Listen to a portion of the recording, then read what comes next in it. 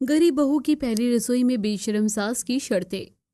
अरे ये क्या, ये कोई वक्त है घर आने का? ऊपर से तुमने ड्रिंक भी कर रखा है। हाँ तो मेरी मर्जी, मैं जितने बजे भी घर आऊँ उससे तुम्हें क्या। चलो हटो यहाँ से, मुझे जाने दो।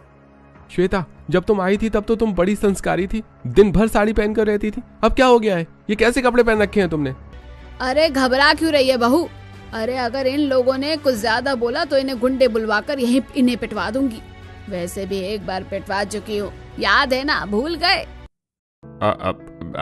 नहीं नहीं, वो देखो तुम। पापा छोड़िए आप माँ को। तुम श्रेया, तुम बताओ तुम्हारा क्या करूं मैं? संस्कारी बनने का ढोंग करती हुई बेशरम लड़की। मैं बेशरम नहीं हूँ, मेरी सास जो करती है वो ही मैं करती हूँ। आखिरकार एक बहू अपनी सास से ही सब कुछ सीखती है। अगर अब मेरी सास बेशरम है तो मैं भी बेशरम हूँ। और वैसे भी ये बेशर्मी नहीं, फैशन है। चलिए हटिए यहाँ से। इतना कहकर श्रेया और शीला दोनों वहां से चली जाती हैं। अरे इन दोनों से तो मैं परेशान हो गया हूँ। इन लोगों की वजह से तो हमारे पूरे समाज में कितनी बेइज्जती होती है। हाँ पापा, वो तो है। अगली ही बार माँ ने हमें गुंडों से पिटवा दिया था। वो इतनी बेशरम हो गई हैं कि उन्हें अपने बच्चों की भी फिक्र नहीं है और ना ही उनकी इज्जत की। हाँ, और माँ के चक्कर में श्रेया के भी पंख निकल चुके हैं। जब आई थी तो कितनी शांत सुशील थी, और अब देखो दोनों सास बहू साथ में मिलकर बेशर्मी करती हैं। क्या पापा छोड़िए, क्या फायदा बात करके। चलिए चलकर सो जाते हैं। हिमांशु की बात सुनकर सभी अपने अपने कमरे में जाकर सो जाते हैं। फिर अगली सुबह। क्या हुआ, अभी तक नाश्ता क्यों नहीं सर्व किया है डाइनिंग टेबल पर? हाँ माँ, बहुत तेज भूख लगी है, खाना दे दो। सभी लोग डाइनिंग टेबल पर बैठकर नाश्ते का इंतजार कर रहे थे कि तभी शीला और श्रेया मॉडर्न ड्रेस पहनकर वहां आती है। हम लोग बाहर पार्टी में जा रहे हैं, इसलिए आज मैंने नाश्ता नहीं बनाया है। लेकिन माँ, हमें बहुत तेज भूख लगी है, हम क्या खाएंगे? जो खाना है वो खाओ, लेकिन मेरा दिमाग मत खाओ। और वैसे भी इतनी भूख लगी है तो खुद खाना बना लो, या फिर बिना खाए मर जाओ, मुझे उससे क्या। इतना कहकर शीला अपनी बहू के साथ पार्टी में चली जाती है। अरे दिन पर दिन इनकी बेशर्मी तो बढ़ती चली जा रही है। पहले कम से कम हमारे सामने तो ऐसे कपड़े नहीं पहना करती थी, और अब तो बेशर्म हो गई है। खुद के साथ बहू को भी बेशर्म बना दिया है। लगता है आज भी भूखे ऑफिस ही जाना पड़ेगा। चलिए ऑफिस की कैंटीन से कुछ लेकर खा लेंगे। हेमंत की बात सुनकर सभी ऑफिस और कॉलेज के लिए निकल जाते हैं। फिर पूरा दिन बीतता है और रात को। अरे कितनी देर से घर के बाहर खड़े होकर बैल बजा रहे हैं, ये दरवाजा क्यों नहीं खोल रही है? ऊपर से ये ठंड, पता नहीं दिन पर दिन और ज्यादा बेशर्म क्यों होते जा रहे हैं। सभी ऑफिस से आने के बाद घर के बाहर खड़े थे, जो कि कुछ पड़ोसन देख लेती हैं। अरे क्या हुआ भाई साहब, घर के बाहर क्यों खड़े हैं? ठंड नहीं लग रही है क्या? अरे ठंड भी लग रही होगी तो कौन सा बेचारे घर के अंदर जा सकेंगे, क्योंकि घर में तो पार्टी चल रही है। अरे हाँ, और फिर बेशरम बहू और सास मिलकर इतनी तेज म्यूजिक बजा रहे होंगे, आवाज नहीं आ रही होगी। सच बताइए तो पूरी सोसाइटी में शीला से ज्यादा बेशरम और कोई नहीं है। हाँ, उनकी बहू भी तो उसी तरह बेशरम है। दोनों सास बहू साथ में मिलकर बेशर्मी करती है। वहीं घर के दरवाजे के बाहर खड़ा परिवार। माँ की वजह से हमारी कितनी बेइज्जती होती है।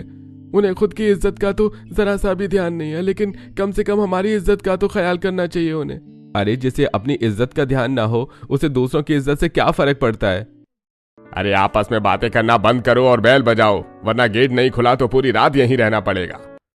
हरिश्चंद्र की बात सुनकर सभी लोग कंटिन्यू घर की बैल बजाते हैं, जिससे घर के अंदर कमरे में पार्टी कर रही शीला। ओ शीला, शीला की जवानी। अरे तुम नाच रही हो और जब से कोई घर की बैल बजा रहा है, जाकर गेट खोल दो। ये कौन पागल है जो मुझे डांस भी नहीं करने दे रहा? अब मैं अपना डांस रोककर उनके लिए दरवाजा खोलूं क्या? अरे जाओ शीला, देख लो कौन है, वरना डांस करने में डिस्टर्ब होगा। चलिए मॉम, चलकर देखते हैं कि कौन है। फिर श्रेया और शीला दोनों हाथ में बियर लेकर बाहर आती हैं और दरवाजा खोलती हैं। अरे कितनी देर से हम बैल बजा रहे हैं, तुम दरवाजा क्यों नहीं खोल रही हो? कम से कम 2 घंटे हो गए होगा, और फोन भी नहीं उठा रही थी। हाँ तो मैं आपका फोन उठाने के लिए नहीं बैठी हूँ, और फिर मैं अपनी पार्टी छोड़कर आपके लिए दरवाजा खोलने क्यों आऊँ? खुद एक्स्ट्रा चाबी नहीं लेकर जा सकते? अरे छोड़िए भाई, ये सब आप हमें ये बताइए, खाना कहाँ रखा है?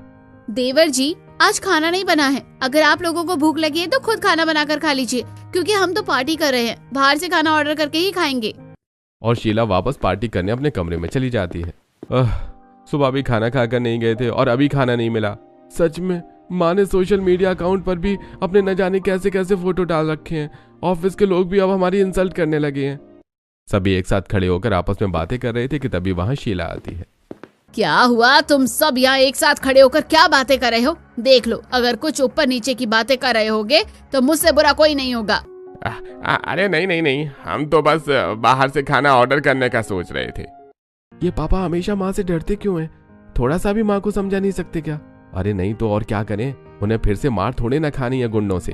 तुझे याद नहीं है माँ ने कैसे उस दिन अपने मायके से गुंडे बुलवाकर हमें मरवाया था?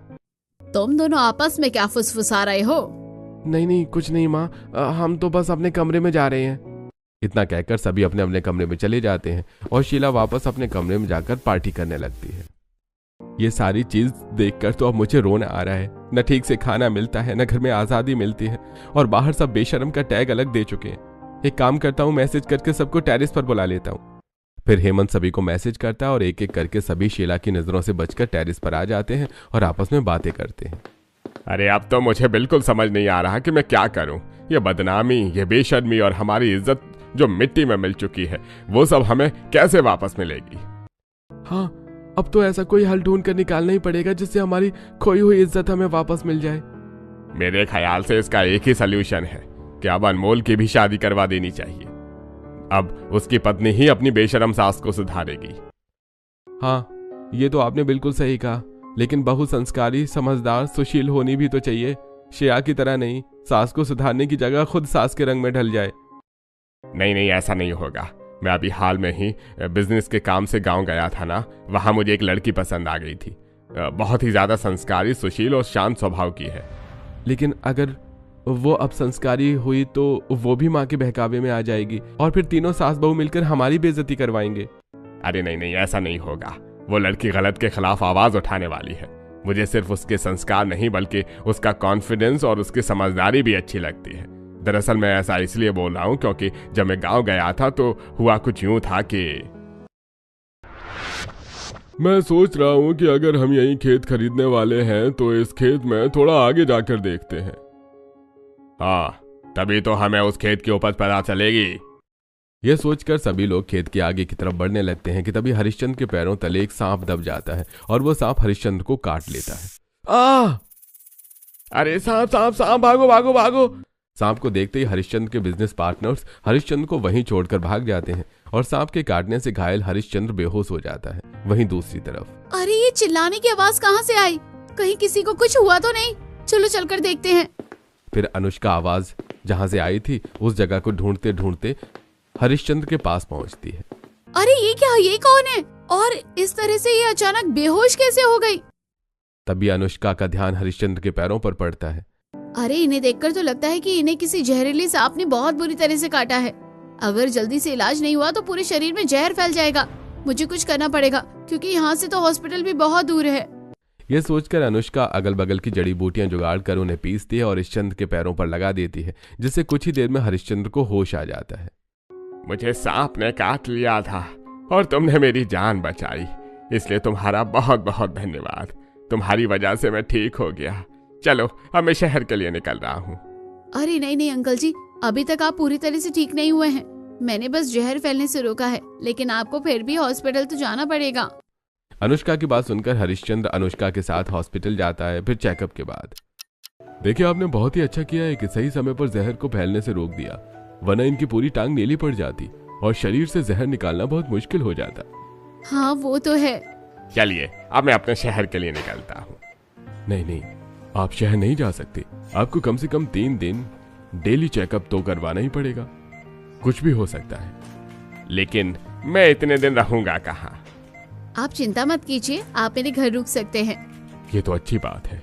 वैसे ये लीजिए प्रिस्क्रिप्शन और आप कुछ दवाइयाँ ले लीजिएगा। फिर अनुष्का वो प्रिस्क्रिप्शन लेकर मेडिकल हॉल जाती है। भैया आप इस लिस्ट की सारी दवाइयाँ दे दीजिए। जी अभी देता हूँ। इतना कहकर मेडिकल के स्टाफ अनुष्का को सारी दवाइयाँ दे देता है। ये लीजिए, इसके पूरे 2000 हो गए। क्या 2000? लेकिन दवाइयों पर तो जो प्रिंट दाम है उसे जोड़ने पर तो सिर्फ और सिर्फ 1500 रुपए ही हो रहे हैं। अरे बेटी मत बोल, पूरे गांव में यही एक मेडिकल हॉल है। दवाइयाँ मिलनी बंद हो गई हैं तो मैं नहीं डरती किसी से। मैं गलत के खिलाफ आवाज उठाकर रहूंगी। ये गलत है, मतलब गलत है। जहां गांव के सभी लोग चुप थे, वहीं अनुष्का गलत के खिलाफ आवाज उठाती है और उसकी वजह से अब मेडिकल हॉल वाला सभी से दवाई का सही रेट लेने लगता है। देख बेटा, वो कितनी समझदार संस्कारी थी। जहां पूरा गांव डर रहा था वहां उसने अकेले आवाज उठाई। इसका मतलब वो जरूर अपनी बेशरम सास को भी सुधार देगी। ठीक है पापा, अगर आपकी पसंद है और फिर आपने जैसा बताया उसके हिसाब से तो वो लड़की बहुत अच्छी है।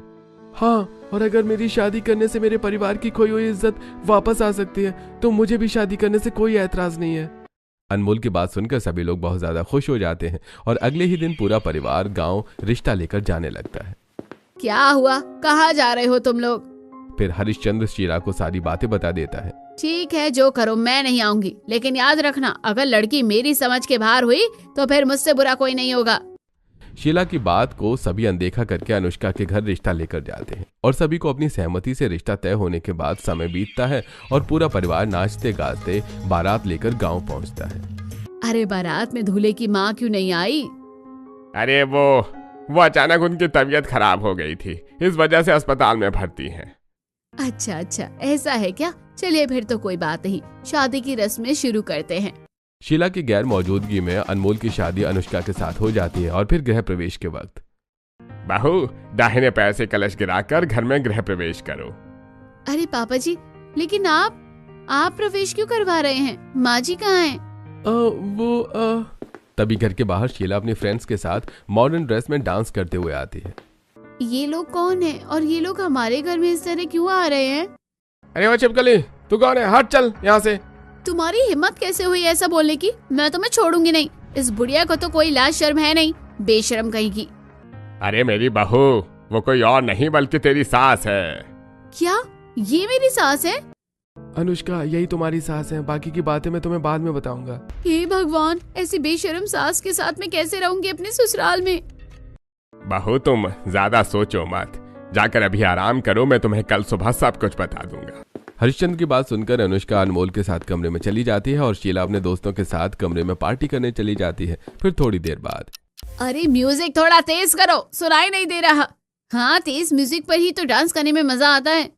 अरे लेकिन म्यूजिक तेज है ऑलरेडी। थोड़ा और करो या फिर पूरा फुल ही कर दो। शीला की बात सुनकर राजेश म्यूजिक स्पीकर तेज कर देता है, जिससे बगल के कमरे में सोई अनुष्का की नींद खुल जाती है। उफ, ये क्या है? इतनी तेज म्यूजिक कौन बजा रहा है रात को? अरे कहाँ जा रही हो तुम? घर में रात के 2 बजे इतनी तेज म्यूजिक कौन बजा रहा है? उसे बंद करो। अरे नहीं, मत जाओ, वरना माँ किसी को नहीं छोड़ेंगी। क्या माँ? लेकिन वो ऐसा क्यों कर रही है और आप लोगों ने रोका क्यों नहीं? दरअसल हमने उन्हें रोकने की बहुत कोशिश की है, लेकिन कभी वो हमारी बातें सुनती ही नहीं है। पहले हमसे छुप छुपा कर किया करती थी और अब इतनी ज्यादा बेशर्म हो गई है कि हम सबके सामने करती हैं और कुछ कह दो तो गुंडे बुलवाकर पिटवाने की बात भी कहती हैं। अच्छा, तो ये बात है, ठीक है। तो फिर मैं भी देखती हूँ कि इतनी रात को इतनी तेज म्यूजिक कौन बजाता है। यह कहकर अनुष्का गुस्से में शीला के कमरे में जाती है और स्पीकर बंद कर देती है। अरे किसकी हिम्मत हुई जिसने स्पीकर बंद किया? उससे दिख नहीं रहा कि मैं डांस कर रही हूँ? इतना कहते ही शीला तुरंत फिर से स्पीकर ऑन करके डांस करने लगती है, लेकिन अनुष्का दोबारा स्पीकर बंद कर देती है। तू अभी अभी आई है और तू मुझे सिखाएगी कि मैं क्या करूँ क्या नहीं? रुक, बताती हूँ मैं तुझे। अभी हिम्मत है तो मुझे रोक कर दिखा। शीला की आवाज सुनकर घर के बाकी सदस्य भी उठ जाते हैं और सारी चीजें देखने लगते हैं, लेकिन शीला बेशर्मी से दोबारा स्पीकर ऑन करती है और डांस करने लगती है। अब मेरा सिर फट रहा है, मैं बताती हूँ कि मैं क्या कर सकती हूँ। इतना कहकर अनुष्का तुरंत स्पीकर उठाकर तोड़ देती है। तेरी इतनी हिम्मत कि तूने स्पीकर तोड़ दिया? गरीब के घर से आई गरीब लड़की, तेरी औकात क्या है? मैं भले ही गरीब घर से आई हूँ, लेकिन इसका मतलब ये नहीं कि आप कुछ भी करेंगी। और स्पीकर मैंने इसलिए तोड़ा है क्योंकि ना रहेगा बांस ना बजेगी बांसुरी। लगता है इस घर से शीला का पत्ता कट हो जाएगा, क्योंकि उसकी बहू तो पहले दिन ही अपना जलवा दिखा रही है। अरे हाँ, अब तो शीला के मजे के दिन गए।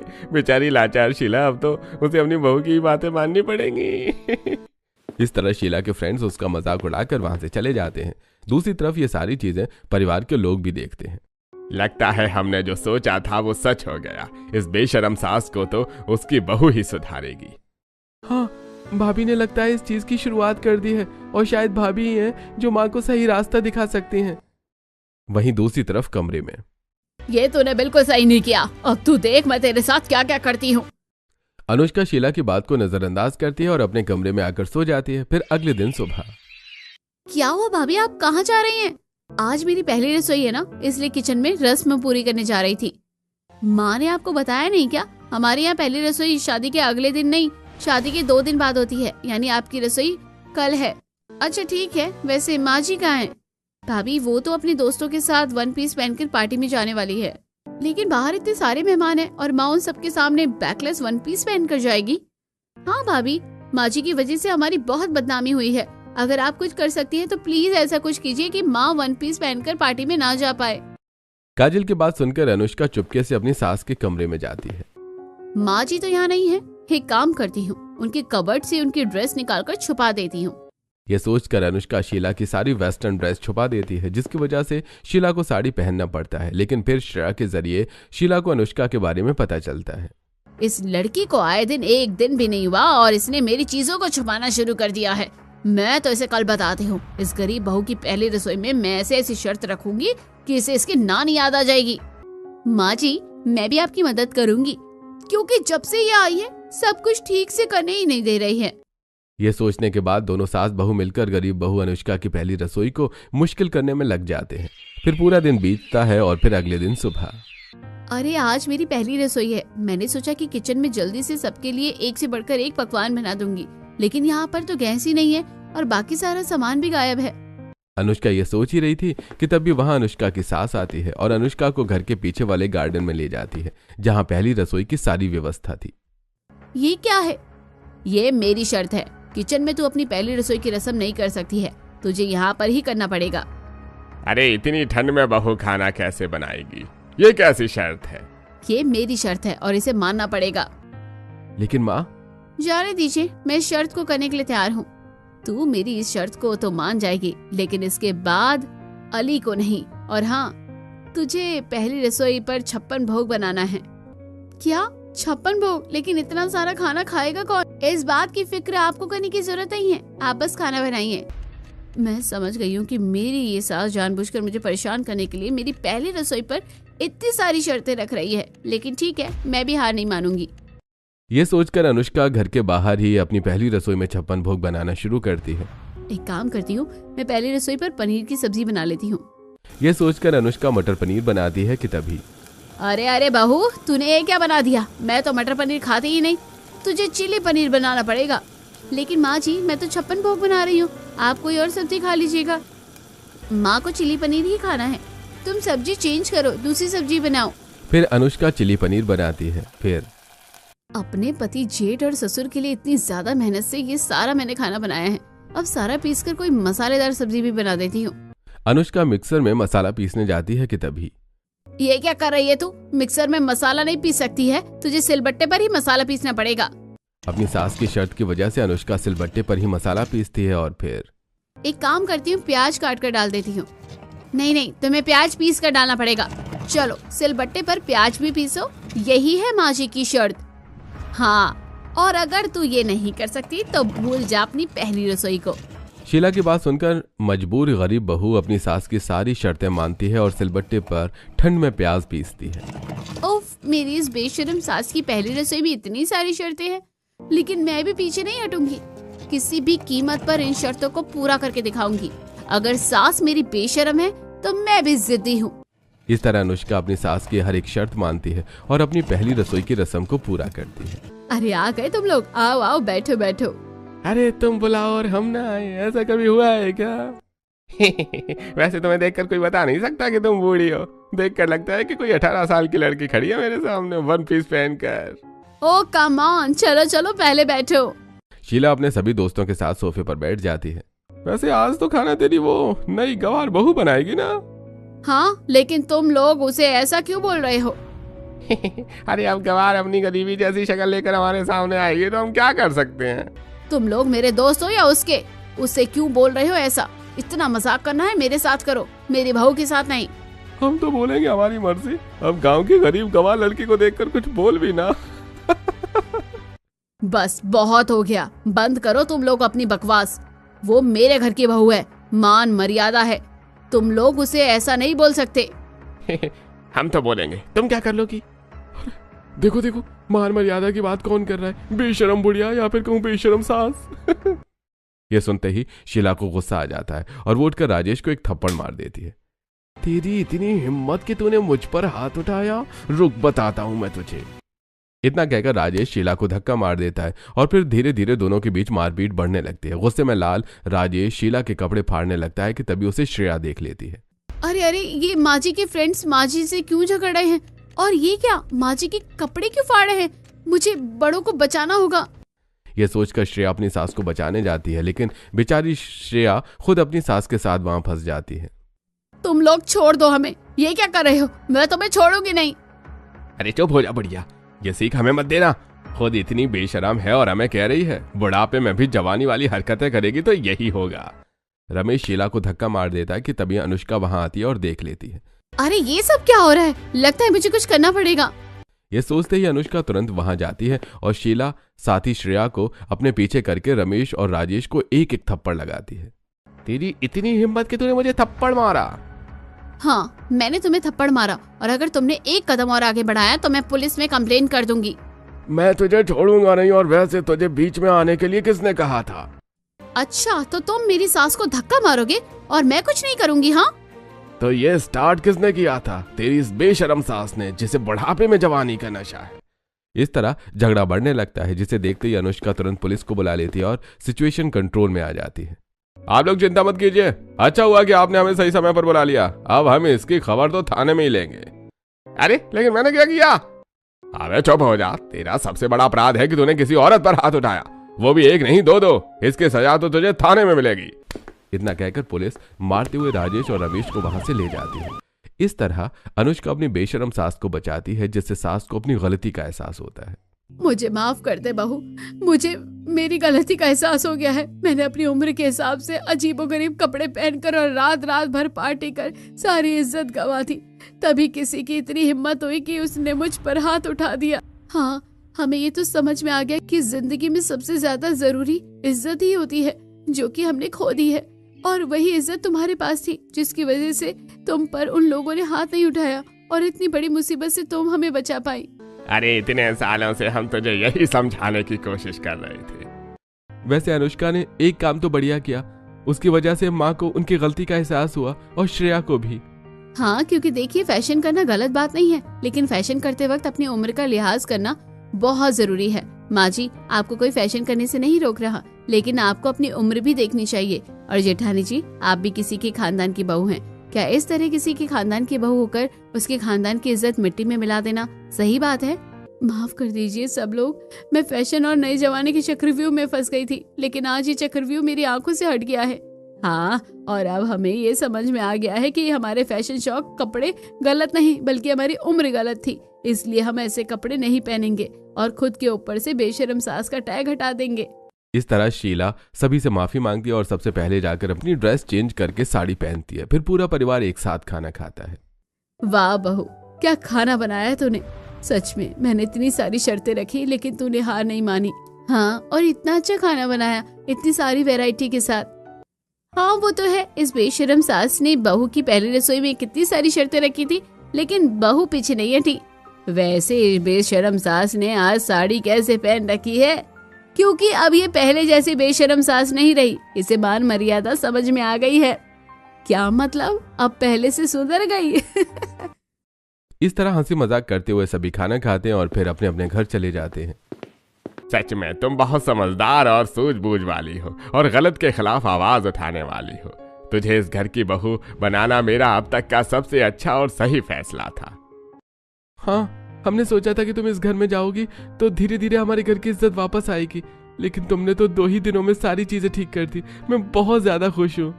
थैंक यू बोलने वाली क्या बात है, ये सब मैंने आप लोगों के लिए थोड़ी ना किया है, खुद के लिए किया है, क्योंकि पूरी जिंदगी ऐसी सास के साथ रहना थोड़ा मुश्किल था ना, इसलिए।